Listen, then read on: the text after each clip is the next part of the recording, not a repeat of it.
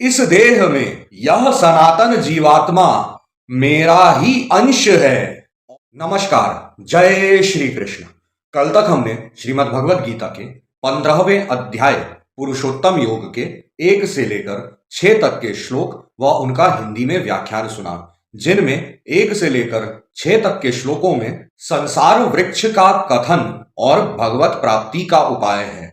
आज हम 7 से लेकर 11 तक के श्लोक व उनका हिंदी में व्याख्यान सुनेंगे, जिनमें 7 से लेकर 11 तक के श्लोकों में जीवात्मा का विषय है। तो चलिए प्रारंभ करते हैं। जय श्री कृष्ण। श्री परमात्मने नमः। ममै वांशो जीवलोके जीवभूतः सनातनः मनः षष्ठानीन्द्रियाणि प्रकृतिस्थानि कर्षति शरीरम यद वापनोति यच्चाप्युत क्रामतीश्वरः गृहीत वैतानि संयाति वायुर्गंधा निवाशयात् श्रोत्रम चक्षुः स्पर्शनम च रसनम घ्राणमेव च अधिष्ठाय मनश्चायं विषयानुपसेवते उत्क्रामंतम स्थितम वापि भुंजानम वा गुणान्वितम विमूढ़ा नानुपश्यन्ति पश्यन्ति ज्ञान चक्षुषः यतन्तो योगिनश्चैनम पश्यन्त्यात्मन्यवस्थितम् यतन्तो अप्यकृतात्मानो नैनम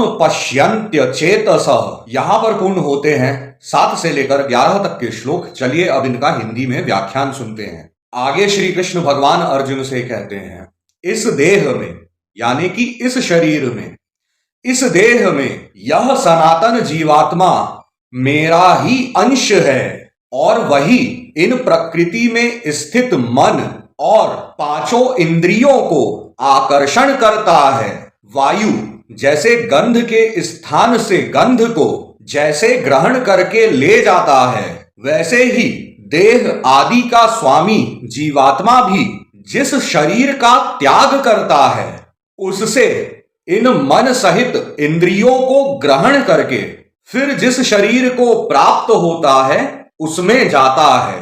यह जीवात्मा श्रोत्र, चक्षु और त्वचा को तथा रसना, घ्राण और मन को आश्रय करके अर्थात इन सब के सहारे से ही विषयों का सेवन करता है।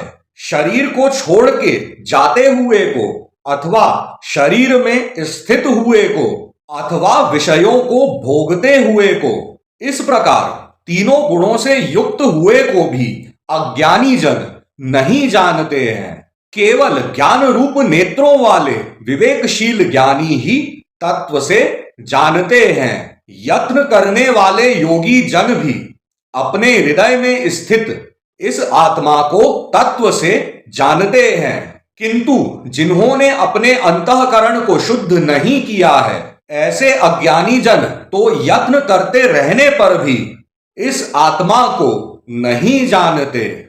यहां पर पूर्ण होते हैं श्रीमद् भगवद गीता के 15वें अध्याय पुरुषोत्तम योग के 7 से लेकर 11 तक के श्लोक व उनका हिंदी में व्याख्यान। आगे की श्रीमद् भगवद गीता सुनने के लिए हमारे साथ जुड़े रहें। कमेंट में जय श्री कृष्ण, राधे राधे लिखते रहें। आप सभी का बहुत बहुत धन्यवाद।